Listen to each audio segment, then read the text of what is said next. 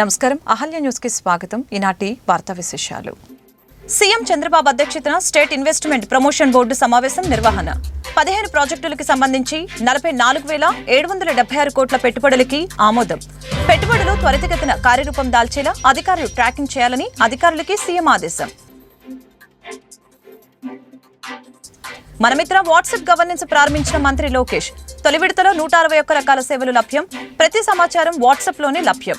WhatsApp ద్వారానే సర్టిఫికెట్లు పొందే అవకాశం. విజయవాడ రైల్వే స్టేషన్లో నేరాలను అరికట్టేందుకు పటిష్టమైన పోలీసునిగా ఉందని deputy superintendent of railway police G Ratnaraju వెల్లడి. 64 లక్షల చోరీ కేసుని ఛేదించి 3 ముద్దాయిలను అదుపులోకి తీసుకుని నగదు రికవరీ చేయడం జరిగిందని స్పష్టీకరణ. సీఎం చంద్రబాబు అధ్యక్షతన స్టేట్ ఇన్వెస్ట్మెంట్ ప్రమోషన్ బోర్డు 3వ సమావేశం నిర్వహించారు. 15 ప్రాజెక్టులకి సంబంధించి 44,776 కోట్ల పెట్టుబడులకి ఆమోదం తెలిపారు. పెట్టుబడులు త్వరితగతిన కార్యరూపం దాల్చేలా అధికారులు ట్రాకింగ్ చేయాలని సీఎం సమావేశంలో అధికారులకి సూచించారు. అలాగని 10 కోట్లకు పైగా పెట్టుబడులు పెట్టే ప్రతి ప్రాజెక్టు పురోగతిని తప్పనిసరిగా ట్రాకింగ్ చేయాలని సీఎం ఆదేశించారు. రాష్ట్రంలో పెట్టుబడులపై కూటమి ప్రభుత్వ ప్రయత్నాలని మంచి ఫలితాలని ఇస్తున్నాయి. రాష్ట్రంలో పెట్టుబడులు పెట్టేందుకు వివిధ రంగాలకు చెందిన పారిశ్రామికవేత్తలు ఆసక్తి చూపుతున్నారు. ముఖ్యమంత్రి నారా చంద్రబాబు నాయుడు అధ్యక్షతన సచివాలయంలో గురువారం జరిగిన స్టేట్ ఇన్వెస్ట్మెంట్ ప్రమోషన్ బోర్డు 3వ సమావేశంలో 15 ప్రాజెక్టులకి ఆమోదం తెలిపారు. దీంతో ఎస్ఐపిబి ఇప్పటివరకు ఆమోదం తెలిపిన పెట్టుబడుల విలువ 3 లక్షల కోట్లు దాటాయి. వీటితో పాటు ఎర్సెల్ఆర్ మెటల్, ఎన్టీపీసీ, హెచ్పీసీఎల్, బీపీసీఎల్ వంటి సంస్థలు పెట్టుబడులకి ఇప్పటికే లైన్ క్లియర్ అయింది. మనమిత్ర ప్రజల చేతిలో ప్రభుత్వం పేరుతో ఏపీ ప్రభుత్వం వాట్సాప్ గవర్నెన్స్ కి శ్రీకారం చుట్టింది. ఈ సేవలను ఉండవల్లిలోని నివాసంలో మంత్రి లోకేష్ ప్రారంభించారు. పౌర సేవలను అందించడంతో పాటు ప్రజల నుంచి వినతుల్ని స్వీకరించడం, వారికి అవసరమైన సమాచారాన్ని అందించడం, వారికి అవసరమైన సర్టిఫికెట్లను జారీ చేయడం వంటి సేవలు వాట్సాప్ గవర్నెన్స్ ద్వారా అందుతాయి. దీనికోసం వాట్సాప్ నెంబర్ 9553000009 ని రాష్ట్ర ప్రభుత్వం కేటాయించింది. మనమిత్ర ద్వారా తొలి విడతలో 161 రకాల సేవలని రాష్ట్ర ప్రభుత్వం అందిస్తోంది. తొలి విడతలో ఆర్టీసీ, రెవెన్యూ, మున్సిపల్, ఇంధన, దేవాదాయ తదితర శాఖల్లో సేవలు అందుతాయి. సర్టిఫికెట్లు, పత్రాల కోసం ప్రభుత్వ కార్యాలయాల చుట్టూ ప్రజలు తిరగవలసిన అవసరం ఉండదు. వాట్సాప్ ద్వారా ఏ సమాచారాన్నైనా సందేశాల ద్వారా ప్రజలకి పంపిస్తారు. వర్షాలు, వరదలు, విద్యుత్, వైద్యారోగ్యం, సబ్ స్టేషన్ మరమ్మతులు, పర్యాటకం, మౌలిక వస్తువులు తదితర సమాచారం అందిస్తారు. ట్రేడ్ లైసెన్సులు, ల్యాండ్ రికార్డుల వంటి సర్టిఫికెట్లు పొందవచ్చు. ఆస్తి పన్నులు, విద్యుత్ బిల్లులు వంటివి వాట్సాప్ ద్వారా చెల్లించవచ్చు. వినతులు, ఫిర్యాదులు ఇవ్వాలనుకునే వారు వాట్సాప్ నెంబర్కి మెసేజ్ చేస్తే ఒక లింక్ వస్తుంది. అందులో పేరు, చిరునామా, ఫోన్ నెంబర్ టైప్ చేసి వినతి ఏమిటో టైప్ చేయాలి. వెంటనే వారికి ఒక రిఫరెన్స్ నెంబర్ వస్తుంది. ఆ రిఫరెన్స్ నెంబర్ ద్వారా వినతి పరిష్కారం ఎంతవరకు వచ్చిందో తెలుసుకోవచ్చు.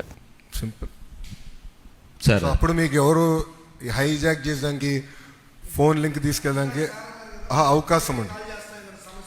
నో మనం క్లారిటీగా చెప్పేది ఏంటంటే డైరెక్ట్గా we will only communicate through WhatsApp. So వాళ్ళు తిరిగి మళ్ళీ ఫోన్ చేసి ఎవడంటే వాళ్ళు ఫోన్ చేసేది ఉండదు. అది కొంచెం క్లారిఫికేషన్ సార్. ఇప్పుడు ప్రధానంగా రెవెన్యూ సర్వీసెస్లో కావచ్చు, ఎడ్యుకేషన్ సర్టిఫికేట్స్ కావచ్చు, లేకపోతే పట్టాలకు సంబంధించి ఏదైతే ఈ దీంట్లో అప్లై చేసుకున్నప్పుడు సర్టిఫికేట్ డెలివరీ కూడా సర్టిఫికేట్ వాట్సాప్లోనే వస్తుంది కదా, మీరు చెప్పేది సర్టిఫికేట్. సో దాన్ని ప్రింట్అవుట్ తీసుకుని వెళ్ళిన తర్వాత దాంతో సంబంధించిన అధికారులు దాన్ని యాక్సెప్ట్ చేయడానికి వీలొట్టుందా? మీరు ప్రభుత్వ పరంగా ఆ విధంగా ఆదేశాలు ఏమైనా జారీ చేశారా? రెండోది ఏంటంటే ఫైనాన్స్కి సంబంధించిన సర్టిఫికేట్స్, ఇప్పుడు డాక్యుమెంటేషన్స్ ఉంటాయి, వీటన్నిటికి సంబంధించిన ఇష్యూస్ ఉంటాయి. ఇప్పుడు రెవెన్యూకి సంబంధించి ఇప్పుడే మనం చూస్తున్నాం చాలా కేసులు రెవెన్యూలో ఏ విధంగా ఇప్పుడున్న టెక్నాలజీలోనే చాలా మార్పులు చేశారు. పెద్ద పెద్ద నేతలు అందరూ దొరుకుతున్న నేపథ్యం ఇప్పుడు. సో దాన్ని కంట్రోల్ చేయడానికి మీరు ఎలా ట్రై చేస్తారు? సో ఇప్పుడు ఏం చేస్తున్నాం అంటే ప్రధానంగా సర్టిఫికెట్ గతంలో ఇష్యూ చేసిన సర్టిఫికెట్ల పైన బార్ కోడ్లు ఉండేది. అది లోకల్గా ఆ డిపార్ట్మెంట్ వరకు స్కాన్ చేసుకున్నాక అవకాశం ఉండేది. ఇప్పుడు మేము ఏం చేస్తున్నాం అంటే క్యూఆర్ కోడ్ ఇష్యూ చేస్తున్నాం. క్యూఆర్ కోడ్ వస్తే క్యూఆర్ కోడ్ని అధికారులు స్కాన్ చేసినా, ఎవరు కానీ స్కాన్ చేసినా AP.gov.in వెబ్సైట్కి వెళ్తుంది. అంటే ఎగ్జాక్ట్ యూఆర్ఎల్ నాకు సర్టిఫికేట్స్ డాటా ఏదోటి, బట్ AP.gov.inకి వెళ్తుంది. అక్కడ ఈ సర్టిఫికేట్ పైన ఉన్న పేరు, వివరాలని అక్కడ కంపడతాయి. సో ఇది స్కాన్ చేసుకోవచ్చు, జిరాక్స్ చేసుకోవచ్చు, ఏమైనా చేయొచ్చు. But QR code is permanent. So suppose తప్పుడు డీటెయిల్స్ పెట్టి వేరే క్యూఆర్ కోడ్ పెడితే ఎవరు సామాన్యులు కూడా స్కాన్ చేసిన, ఇప్పుడు అధికారులే కాదు సామాన్యులు మేము కూడా క్యూఆర్ కోడ్ స్కాన్ చేసిన సింపుల్గా వెబ్సైట్కి వెళ్తుంది, వ్యాలిడేట్ చేసుకోవచ్చు. ఈ సర్టిఫికేట్ కరెక్టా కాదా తెలిపోతుంది అక్కడ. సో మీరు అన్నట్టు డిగ్రీ సర్టిఫికేట్స్, ఇంజనీరింగ్ సర్టిఫికేట్స్ గతంలో పెద్ద కుంభకోణాలు జరిగినాయి. ఇప్పుడు ఏపీపీఎస్సీ రిక్రూట్మెంట్లో అధికారులు సగం సమయము ఈ సర్టిఫికేట్ వెరిఫికేషన్లో పోతుందండి. If I'm right, almost 80% of their time goes in certificate verification. అది ఎందుకు ఉండాలనేది నా పాయింట్. సో దానికి తీసుకొచ్చాం. సో అది వీల్ స్ట్రీమ్ లైన్ ఇట్. ఇది తొలి అడుగు మీకు చెప్పే ఫస్ట్ స్టెప్. ఇప్పుడు there are category 1, I call them 1, 2, 3 category 1 services సీమ్లెస్గా చేయొచ్చు. కేటగిరీ 2 సర్వీసెస్ ఇంటర్నల్గా మా పనితీరులో మార్పు రావాలి. కేటగిరీ 3 సర్వీసెస్ చట్టాల్లో సవరణలు తీసుకురావాలి. సో అవన్నీ ఆల్రెడీ మ్యాప్ చేసాం. అవి కూడా వచ్చే అసెంబ్లీ సెషన్లో చట్టాలు సవరిస్తాం, సర్వీసెస్ అందిస్తాం. సార్, ఇప్పుడు క్యూఆర్ కోడ్ ఇక్కడ స్కాన్ చేయగానే నాకు మెసేజ్ వచ్చింది మీకు ఏ సేవ కావాలనేది. బాగుంది. అయితే దీని ద్వారా తీసుకున్నటువంటి సర్టిఫికేట్లో ఏమైనా అక్షర దోషాలు వస్తే ఏంటి పరిష్కారం? ఏదండి? సర్టిఫికేట్లో అక్షర దోషాలు వస్తే ఏంటి పరిస్థితి? అది కరెక్షన్స్. అది మీరు అడిగేది సర్టిఫికేట్లో తప్పులు ఉంటే కరెక్షన్స్కి అప్లై చేయాలనేది ఉంది. ఆ ఆప్షన్స్ త్వరలో ఎనేబుల్ చేస్తాం. ఎందుకంటే అది డిఫరెంట్ వర్క్ ఫ్లోకి వెళ్తుంది. 80% మంది క్లారిటీగా సర్టిఫికేట్లు వచ్చేస్తే 20% మందికి ఏంటంటే సర్టిఫికేట్లో కొన్ని పొరపాట్లు ఉన్నప్పుడు కరెక్షన్స్కి వెళ్తుంది. అదొక వర్క్ ఫ్లో ఉంది దానికి. ఆ వర్క్ ఫ్లో మేము ఎనేబుల్ చేస్తాం. సో రేపు కరెక్షన్స్ ఏం కావాలంటే ఆ వర్క్ ఫ్లో ద్వారా కరెక్షన్స్ చేసుకోవచ్చు. అది బ్యాక్ ఎండ్ సిస్టమ్ మేము రెడీ చేస్తాం. సో ఇది సింపుల్గా సర్వీసెస్ తీసుకొచ్చి వాట్సాప్ మీద పెడతాం. అంత తేలికైన పని కాదు ఇది. చాలా బ్యాక్గ్రౌండ్ వర్క్ మేము చేయాల్సి వస్తుంది. సో నాకు కూడా ప్రజా దర్బార్లో వచ్చి కలుస్తూ ఉంటారు. మా తండ్రి పేరు తప్పుంది, అది కరెక్ట్ చేయాలి. దానికి ఒక ప్రాసెస్ ఉంది ప్రభుత్వంలో. సో నేను ఇప్పుడు అధికారులకి ఛాలెంజ్ ఏం వేసానంటే అసలు ఆ ప్రాసెస్ ఎందుకుంది? Is that the right process? Is there a better process? ఇది ఎప్పుడో పాతకాలం ప్రాసెస్, దాన్ని ఎట్లా ఇంప్రూవ్ చేయాలి? సో రియల్ టైమ్ గవర్నెన్స్ మేము డిస్కస్ చేస్తున్నాం. స్మాల్ కోర్ గ్రూప్ పెట్టి we'll fine tune those process. Sir, here, sir, Sambasivaram. Sir, I have a couple of doubts. Whether are we going with the real-time service, or do we prepare any citizen charter for this e-governance? Since if it is a physical issuing of services, we have citizen charter, and officers also will take some certain time. But in this digital era, we all have data with ready data, so it will be possible for you to reduce the time, I think. Correct. And how many services government of Andhra Pradesh is going to provide with this platform? You said earlier. Vijayawada railway స్టేషన్లో నేరాలను అరికట్టేందుకు పటిష్టమైన police నిఘా ఉందని deputy superintendent of railway police G Ratnaraju పేర్కొన్నారు. ఈ నేపథ్యంలో 64 లక్షల చోరీ కేసును ఛేదించి 3 ముద్దాయిల్ని అదుపులోకి తీసుకుని పూర్తి నగదు రికవరీ చేయడం జరిగిందని వెల్లడించారు. దాని డీటెయిల్స్ కనుక్కుంటే ఇందులో కంప్లైనెంట్ రాజేష్ జైన్ అని చెప్పి ఇతను రాజమండ్రిలో ఒక గోల్డ్ షాప్లో గుమస్తాగా పనిచేస్తున్నాడు. అతను వాళ్ళ ఓనర్ ఇచ్చినటువంటి క్యాష్ మన 65 లక్షలు క్యాష్ తీసుకుని రాజమండ్రిలో భువనేశ్వర్ నుంచి రామేశ్వరం వెళ్ళే సూపర్ ఫాస్ట్ ఎక్స్ప్రెస్ ఎక్కి చెన్నైలో దిగడానికి ట్రావెల్ చేస్తున్నాడు. ఇది మీన్వైల్ మనకి విజయవాడ దగ్గరికి వచ్చేటప్పటికి అతను అజాగ్రత్తగా ఉండడం వల్ల ఆ సూట్ కేసుని ఒక ముగ్గురు సాయి కృష్ణ, ప్రసన్న కుమార్ అండ్ ఇంకొక అతను మొత్తం ముగ్గురు కలిసి దొంగతనం చేయడం జరిగింది. ఆ సూట్ కేసు పోగానే మనం విజయవాడ జిఆర్పి పోలీస్ స్టేషన్లో ఒక 40/2025 అండర్ సెక్షన్ 303 బిఎన్ఎస్ యాక్ట్ కింద మనం కేసు నమోదు చేయడం జరిగింది. కేసు నమోదు చేసిన తర్వాత దీని క్రూస్ కోసం 3 టీములుగా ఏర్పడారు. జేబీ రమణ ఇన్స్పెక్టర్ గారి ఆధ్వర్యంలో 3 టీముల కింద ఏర్పడి దర్యాప్తు ప్రారంభించారు. ఒక టీము దర్యాప్తు నిమిత్తం రాజమండ్రి ఎక్కడైతే ఈ షాప్ ఓనర్ ఉన్నారో అక్కడి నుంచి స్టార్ట్ చేయడం కోసం అక్కడ బయలుదేరి వెళ్ళారు. తర్వాత మన రెండో టీం వచ్చి all important scientific evidence clues collect చేయడం కోసం వాళ్ళు రెండో టీం ప్రయత్నం చేసింది. ఈ మూడో టీము విజయవాడలోనే రైల్వే స్టేషన్లో ఇటువంటి పాత కేసులు జరుగుతున్నాయి కాబట్టి మరి అందరినీ చెక్ చేయడానికి ఒక టీము ప్రారంభించడం జరిగింది. ఈ నేపథ్యంలో ముద్దాయి సాయి కృష్ణ అండ్ ఇంకొక ఇద్దరు మనకి విజయవాడ రైల్వే స్టేషన్ నుంచి బెంగళూరు చెన్నైయో వెళ్ళి ఏదైనా వ్యాపారం చేసుకోవాలని బతకాలని చెప్పి ఉద్దేశంతో విజయవాడ రైల్వే స్టేషన్కి రాగా వాళ్ళు అనుమానాస్పదంగా ఉండడం వల్ల వాళ్ళని పట్టుకుని ఎక్కడికి వెళ్తున్నారో మీరు ఏంటని చెప్పి అడిగి సూట్ కేసులు ఏమున్నాయని చెప్పి అంటే వాళ్ళు కంగారు పడుతూ సమాధానం చెప్పకపోతే అది మన సూట్ కేసు వెరిఫై చేసాం. అందులో క్యాష్ ఉంది. ఆ క్యాష్ ఎక్కడిది ఏంటంటే మనం పలానా చోట ఇదే స్టేషన్లో మనం ఇంత ముందు దొంగతనం చేయడం జరిగిందని చెప్పారు. అది క్యాష్ అంతా లెక్కించాం. 65 లక్షలు ఉన్నమాట. వాళ్ళు యాజ్ ఇట్ ఈస్గా ఇంటాక్ట్ ఎంత అయితే పోయిందో 65 లక్షలు అంతా కూడా మొత్తం రికవర్ చేయడం జరిగింది. ముద్దాయిల్ని త్వరగా ఇంట్రాగేట్ చేసి వాళ్ళ దగ్గర నుంచి పాత కేసులు ఉన్నాయని చెప్పి ఆ సమాచారం కూడా తెలుసుకుని ఫర్దర్గా ఈ సమాచారాన్ని అంతా మళ్ళీ మనం కోర్టుకి తెలియజేయడం కోసం రికార్డు అంతా తయారు చేసి ఇప్పుడు ప్రెస్ మీట్ పెట్టి ఈ పూటే మనకి 5 o'clock లోపు ముద్దాయిల్ని కోర్టులో హాజరు పెట్టడం జరుగుతుందండి.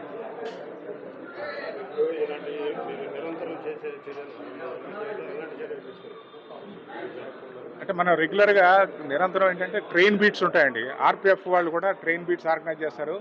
మేము కూడా ఇంపార్టెంట్ ట్రైన్స్ మనకి మొత్తం 200 ట్రైన్స్ పాస్ అవుతూ ఉంటాయి. అన్ని ట్రైన్స్లోనూ మనం పంపించలేము. ఓన్లీ ఇంపార్టెంట్ ట్రైన్స్ అంటే రీసెంట్గా ఉన్న ట్రెండ్స్ అన్ని కూడా మేము స్టడీ చేస్తాం. స్టడీ చేసి ఏ ట్రైన్స్లో ఏమేమి నేరాలు జరుగుతున్నాయి. కొన్ని ఈ పాసింజర్ ట్రైన్స్ వీటిలో అయితే స్నాచింగ్లు జరుగుతూ ఉంటాయి. మళ్ళీ ఇటువంటి ఎక్స్ప్రెస్ ట్రైన్స్లోనూ వీటిల్లోనూ మనకి సూట్ కేసులు దొంగతనం, పెద్ద పెద్ద ఏసీ 2 టైర్లోనూ, ఫస్ట్ క్లాస్ ఏసీ 3 టైర్లోనూ కొంచెం పెద్దవాళ్ళు ట్రావెల్ చేస్తారు కాబట్టి వాటిలో ఇంపార్టెంట్ క్రిమినల్స్ కూడా వాళ్ళతో పాటు టికెట్ తీసుకుని ట్రావెల్ చేసి దొంగతనాలు చేయడం జరుగుతూ ఉంటుంది. ఇట్లాంటి స్టడీ చేసిన తర్వాత ఏ ట్రైన్స్లో ఇటువంటి దొంగతనాలు జరుగుతున్నాయి దాని మీద కాన్సన్ట్రేషన్ పెట్టి వాటి మట్టుకు మనం రెగ్యులర్ బీట్స్ పంపిస్తూ ఉంటాం. అదే కాకుండా రైల్వే స్టేషన్లో కూడా నైట్ బీట్స్ ఉంటాయి. మనకి యూనిఫామ్లో తిరగడమే కాకుండా మఫ్టీలో కూడా క్రైమ్ పార్టీలు తిరుగుతూ ఉంటారు.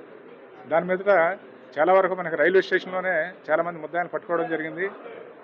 అదేవిధంగా కొన్ని నేరాలు మన మూమెంట్ని బట్టి కొన్ని నేరాలు కూడా ప్రివెంట్ అవుతున్నాయి. ఇదే అంటే జనవరి మనకి సంవత్సరం మొదలయ్యే జనవరి నెల, ఈ జనవరిలోనే మంచి డిటెక్షన్ జరిగింది, మంచి క్యాచ్ చేయడం జరిగింది. ఇదే ప్రతి నెల ఉండాలని చెప్పి మేము కోరుకుంటున్నాం. మీరు కూడా నేరాలు జరగాలని కాదు, జరిగినవి అన్నీ తొందరగా డిటెక్ట్ అవ్వాలని కోరుకుంటున్నాం. ఏపీని నాలెడ్జ్ బేస్డ్ రాష్ట్రంగా తీర్చిదిద్దటంలో సీడ్ ఏపీ ముఖ్య పాత్ర పోషిస్తుందని SEED AP chairman Gunapati Deepak వెల్లడించారు. పరిశ్రమలలో యువతకి లీడర్షిప్ నైపుణ్యం పెంచేందుకు Indian School of Business, University of సెంచురియన్తో ఎంఓయూ చేసుకున్నామని చెప్పారు. 24 రకాల పరిశ్రమలలో యువతకి ఈ ఎంఓయూ ద్వారా శిక్షణ ఇప్పించే కార్యక్రమం చేపడుతున్నామని చెప్పారు.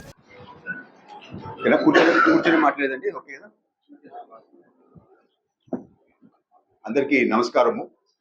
ఈరోజు ఎంఓయూ ఎక్స్చేంజ్ ప్రోగ్రామ్కి ఐఎస్బితో జరిగిన ప్రోగ్రామ్కి మంది పిలవటము మాకు సంతోషంగా ఉంది. అదేవిధంగా ఐఎస్బిలో జరిగే కొన్ని ప్రోగ్రామ్స్ గురించి కూడా మీడియా ద్వారా ప్రజలకి తెలపాలనే ఉద్దేశంతో ఈ ప్రెస్ మీట్ పెట్టడం జరిగింది. ముఖ్యమంత్రి గారితో అండ్ లోకేష్ గారితో పనిచేయటము మాకు ఒక గర్వంతో కూడుకున్న అని చెప్పి చెప్తాము. వారి విజన్, వారి డైరెక్షన్స్ ప్రకారమే మేమందరం పనిచేయడం జరుగుతూ ఉంది. లోకేష్ గారి డైనమిక్ లీడర్షిప్ ప్రకారమే సీడాప్ లో కూడా మేము వర్క్ అగ్రెసివ్ గా ముందుకు తీసుకోబోతున్నామని చెప్పి కూడా తెలుపుకుంటున్నాం. ప్రభుత్వము స్వర్ణాంధ్ర 2047 పాలసీ రిలీజ్ చేయడం జరిగింది మీడియాలో గత కొన్ని రోజుల క్రితము. మీ అందరికి కూడా తెలుసు. ఒక ప్లాన్, ఒక విజన్ ఆంధ్ర రాష్ట్రానికి ఇవ్వటం జరిగింది. రాబోయే 2047 కల్లా ఆంధ్ర రాష్ట్ర జిఎస్డిపి 347 lakh crores తీసుకొని రావాలా అనేది ఒక టార్గెట్ పెట్టుకోవడం జరిగింది. పర్ క్యాపిటల్ ఇన్కమ్ 58 లక్షలు per capital income by 2047 create చేయాలా అని చెప్పి ఒక పక్క ప్రణాళికతో ప్రభుత్వం ముందుకు పోతా ఉంది. ఆంధ్ర రాష్ట్రాన్ని ఒక నాలెడ్జ్ బేస్డ్ ఎకానమీగా తీర్చిదిద్దాలా అనే లక్ష్యము ముఖ్యమంత్రి గారి లక్ష్యముతో మేమందరం కూడా పనిచేయడం జరుగుతూ ఉంది. ప్రభుత్వము 20 లక్షల ఉద్యోగాలు ఈ 5 సంవత్సరాల్లో ఇస్తుందని చెప్పి కన్ఫర్మ్డ్ గా ప్రజలకి గ్యారంటీ ఇవ్వటం జరిగింది. ఆ లక్ష్యంలో సీడాప్ ఒక ముఖ్యమైన భాగము మేము ఉన్నాము. సో అది సాధించే దాంతో కూడా మేము కృషి చేస్తున్నామని చెప్పి కూడా మేము తెలుపుకుంటున్నాం.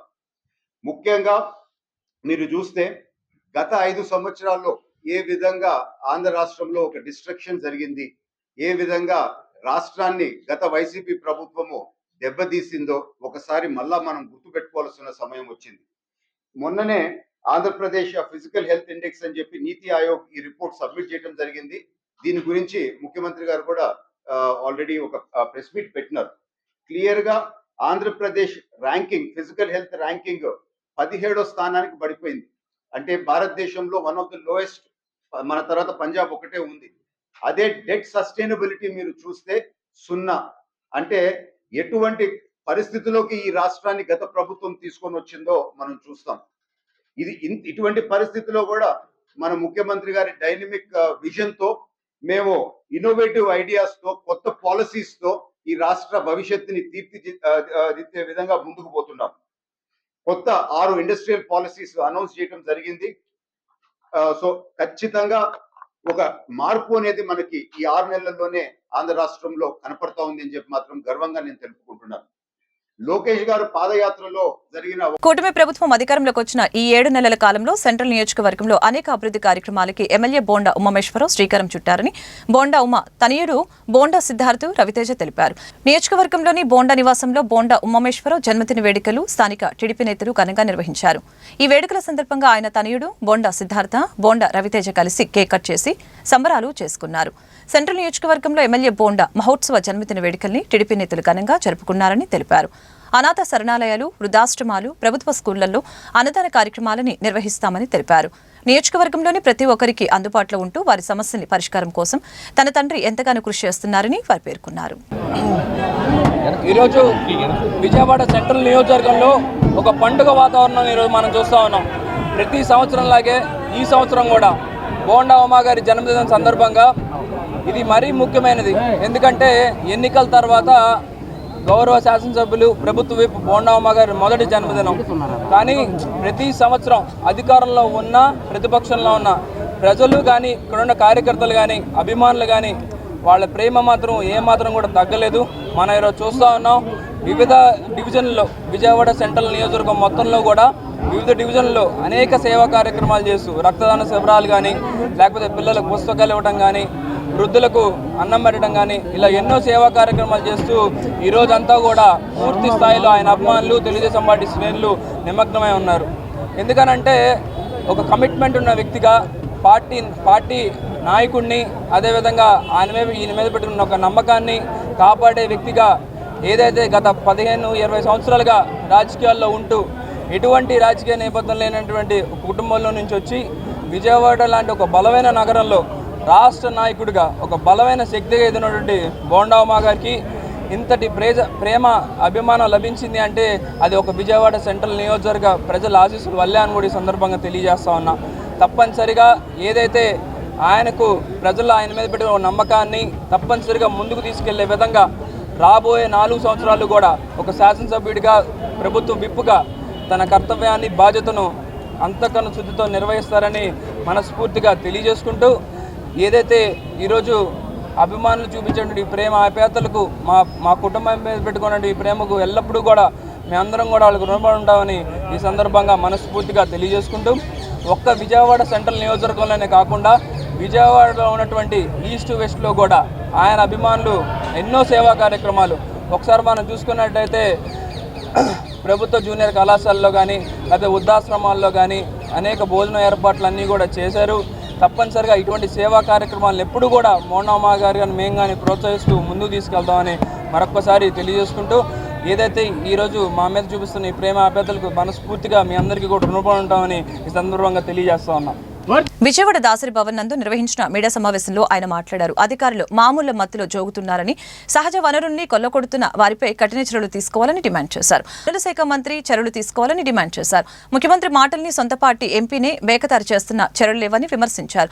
తెలంగాణకి అక్రమంగా ఇసుక రవాణా చేస్తున్న వారిపై చర్యలు తీసుకోవాలని బహిరంగ లేఖ రాస్తున్నామని, ఎంపీ అండదండలతో ఇసుక అక్రమ రవాణా జరుగుతుందని అందరికీ తెలుసునని వాపోయారు. ఎన్టీఆర్ జిల్లా వ్యాప్తంగా ఇసుక అక్రమ రవాణా జరుగుతుందని ఆరోపించారు.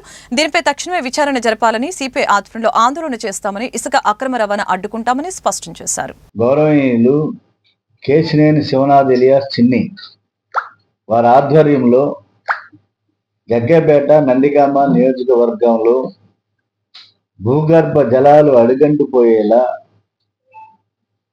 టిప్పర్లకు టిప్పర్లు 210 వాహనాలు పెట్టి జగ్గేపేట, వత్సవాయి మండలం, ఇందుకుపల్లి నది గర్భాన్ని చీలుస్తూ తెలంగాణ రాష్ట్రానికి ఇసుకని అక్రమంగా రవాణా చేస్తుంటే గత 5-6 మాసాలుగా యథేచ్ఛగా లింగాల మల్కాపురం అనేక ప్రాంతాల్లో, అనిగలపాడు, పెనుగంచిప్రోల్లో రైతులు ఆఫ్ చేయటం జరిగింది, రైతులు అడ్డుకోవటం జరిగింది, శనగపాడులో రైతులు అడ్డుకోవటం జరిగింది. యథేచ్ఛగా ఇసుకని అక్రమ రవాణా తెలంగాణకు తరలిస్తుంటే ఆర్టీఏ ఏం చేస్తుంది?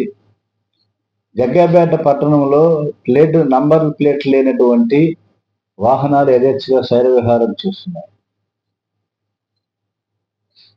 ఆర్టీఏ ఏం చేస్తుంది? మైనింగ్ శాఖ ఏం చేస్తుంది? మామూలు మత్తులో జోగుతుందా అని చెప్పేసి అడుగుతున్నా. కాబట్టి తక్షణమే సహజ వనరులను యథేచ్ఛగా దోచేస్తున్నటువంటి వారిపైన చర్యలు తీసుకోవాలని కోరుతూ రాష్ట్ర ముఖ్యమంత్రి వర్యులు గౌరవనీయులు చంద్రబాబు నాయుడు గారికి, డిప్యూటీ ఉప ముఖ్యమంత్రి కొనిదెల పవన్ కళ్యాణ్ గారికి, భూగర్భ గనుల శాఖ మంత్రి కొల్లు రవీంద్ర గారికి, తదితర అధికార యంత్రాంగానికి వాళ్ళ సిపిఐ బహిరంగంగా లేఖ రాస్తున్నాం. ఇది చాలా కాలంగా జరుగుతుంది.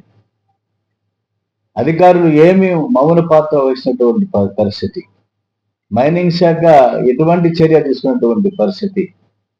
కేసులు పెడుతున్నారు, 10,000 రూపాయల్లో ఫైన్ వేస్తున్నారు, యథేచ్ఛగా అక్రమ వాహనాలని వదిలివేసినటువంటి పరిస్థితి ఉన్నది. ఇది టిఎస్ తెలంగాణ వాహనం, ఇది తెలంగాణకు సంబంధించినటువంటి. నిన్న కాక మొన్న మన జగ్గయ్యపేట మండల కార్యదర్శి శ్రీనివాసరావు, జిల్లా యువజన సమాఖ్య అధ్యక్షులు కరిసే మధు, వీరంతా కూడా ఈ అర్ధరాత్రి పూట నదీ గర్భంలో ఇసుకను తిప్పలు తవ్వుతుంటే వెళ్ళి పట్టుకోవటం జరిగింది. దాని ఫలితంగానే పోలీసు ఈ బల్లుని అరెస్టు చేసి మరుసటి రోజు ఉదయానికి రాజకీయ నాయకుల అండదండలతోటి తిరిగి యథేచ్ఛగా వెళ్ళిపోతున్నాయి. కాబట్టి చంద్రబాబు నాయుడు గారు ఏం చెప్పారు? ప్రకృతి వనరుల్ని, సహజ వనరుల్ని దోచివేస్తుంటే ఇసుక కానీ లేదా ఇంకా ఇతర ఏదైనా సరే కఠినంగా శిక్షిస్తామని చెప్పారు. కాబట్టి మీ మాటలు మీ గౌరవనీయులు, మీ ఉన్నత ప్రజాప్రతినిధి ఎంపీనే ఖాతరు చేయటం లేదు. కాబట్టి సీఎం గారు ఆలోచించాలి, ఉప ముఖ్యమంత్రి పవన్ కళ్యాణ్ గారు ఆలోచించాలి, కోటవేడు దూరంలో ఉన్న నారా లోకేష్ గారు ఆలోచించాలి. ఎక్కడుంది వాళ్ళ ఇంత దారుణంగా యథేచ్ఛగా ఓ పక్కన బుడమేరు ముంపు వరద ప్రమాదాన్ని చవి చూశాం, ఆపరేషన్ బుడమేరు అమలు చేస్తామని చెప్తున్నారు, మైనింగ్ మాఫియాని అరికడతామని చెప్తున్నారు. కానీ యథేచ్ఛగా కొనసాగుతూ ఉన్నది తెలంగాణకు అక్రమంగా ఇసుకను రవాణా చేస్తున్నటువంటి పెద్దలు ఎవరైతే ఉన్నారో వారి మీద చర్యలు తీసుకోవాలి. వారికి సహకరిస్తున్నటువంటి, వారికి అండదండలుగా ఉన్నటువంటి అధికార యంత్రాంగం ఎవరైతే ఉన్నదో తక్షణమే వారిపై చర్యలు తీసుకోవాలని చెప్పి చంద్రబాబు నాయుడు గారు ఈ లేఖకు స్పందించి తక్షణమే ఇమీడియట్ యాక్షన్, ఒక విచారణ కమిటీని నియమించి దీనికి బాధ్యులైనటువంటి వారిపైన తక్షణమే చర్యలు తీసుకోవాలని చెప్పి ఎన్టీఆర్ జిల్లా సిపిఐ సమితి తరఫున విజ్ఞప్తి చేస్తున్నాం. వార్త ముగించే ముందు ముఖ్యాంశాలు మరొకసారి. సీఎం చంద్రబాబు అధ్యక్షతన స్టేట్ ఇన్వెస్ట్మెంట్ ప్రమోషన్ బోర్డు సమావేశం నిర్వహణ. 15 ప్రాజెక్టులకు సంబంధించి 44,776 కోట్ల పెట్టుబడులకి ఆమోదం. పెట్టుబడులు త్వరితగతిన కార్యరూపం దాల్చేలా అధికారులు ట్రాకింగ్ చేయాలని అధికారులకి సీఎం ఆదేశం. మనమిత్ర వాట్సాప్ గవర్నెన్స్ ప్రారంభించిన మంత్రి లోకేష్. తొలి విడతలో 161 రకాల సేవలు లభ్యం. ప్రతి సమాచారం వాట్సాప్లోనే లభ్యం. వాట్సాప్ ద్వారానే సర్టిఫికెట్లు పొందే అవకాశం. విజయవాడ రైల్వే స్టేషన్లో నేరాలను అరికట్టేందుకు పటిష్టమైన పోలీస్ నిఘా ఉందని deputy superintendent of railway police G Ratnaraju వెల్లడి. 64 లక్షల చోరీ కేసుని ఛేదించి 3 ముద్దాయిలను అదుపులోకి తీసుకుని నగదు రికవరీ చేయడం జరిగిందని స్పష్టీకరణ. ఈ వార్తలు ఇంతటితో సమాప్తం. మరొక బులెటిన్లో మళ్ళీ కలుద్దాం. నమస్కారం.